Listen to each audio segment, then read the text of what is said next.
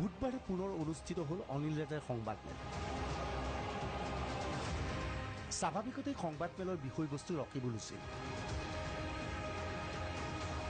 ৰকিবুল হুছেইনক আক্ৰমণ কৰি পুনৰ সংবাদমেলৰ আয়োজন কৰিলে কংগ্ৰেছৰ বিতৰ্কিত নেতা অনিল ৰাজাই।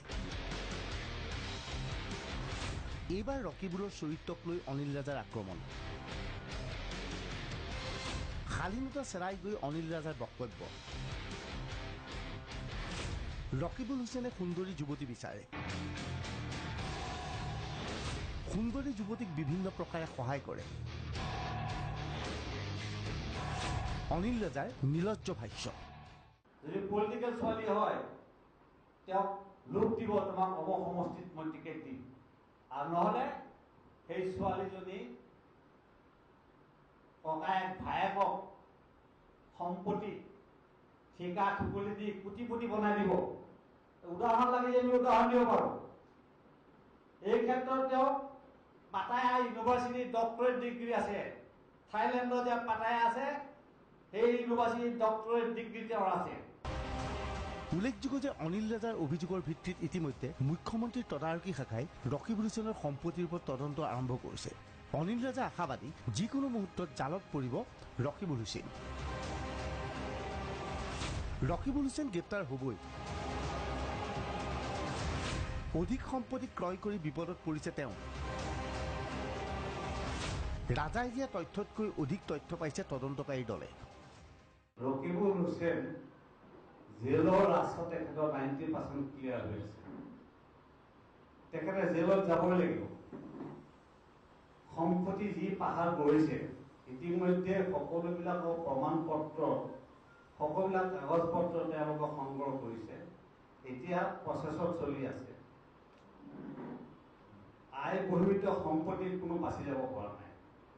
না জয়ললিতা এজ এ চিফ মিনিষ্টাৰৰ বাচি গৈছে, না লালু প্ৰসাদ যাদৱ বাচি গৈছে, নে কানিমুজি বাচি গৈছে, নে ৰাজা বাচি গৈছে, কোনো কিন্তু বাচি যাব পৰা নাই।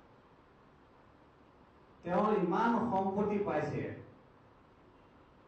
মোক কৈছে যে আপুনি 30% দিছে, 70% আমি উলিয়াই দিছোঁ। উল্লেখযোগ্য যে ইয়াৰ পূৰ্বে যোৱা সপ্তাহত আদালত চৌহদত অনিল ৰাজাক লক্ষ্য কৰি চিয়াহী নিক্ষেপ কৰা হৈছিল। এই ঘটনা সংক্ৰান্তত 4জন যুৱকক গ্ৰেপ্তাৰ কৰা হয়। এই আটাইকেইজন যুৱক ৰকিবুল হুছেইনৰ ঘনিষ্ঠ বুলি দাবী কৰিছে অনিল ৰাজাই। ইতিমধ্যে ঘটনা সংক্ৰান্তত পাণবজাৰ আৰক্ষী থানাই ৰকিবুল হুছেইনক চমন জাৰি কৰিছে। অৱশ্যে ৰকিবুল হুছেইন বৰ্তমান নতুন দিল্লীত। অনিল ৰাজাৰ মতে ৰকিবুল হুছেইনে আৰক্ষীৰ ওচৰত যোৱাৰ ভয়ত দিল্লীলৈ পলায়ন কৰিছে। সৰু সৰু ল'ৰাক বিপথে পৰিচালিত কৰি তেওঁ সদায় 25-40টা গুণ্ডা পাৰ্টি লৰালৈ গৈছিলে।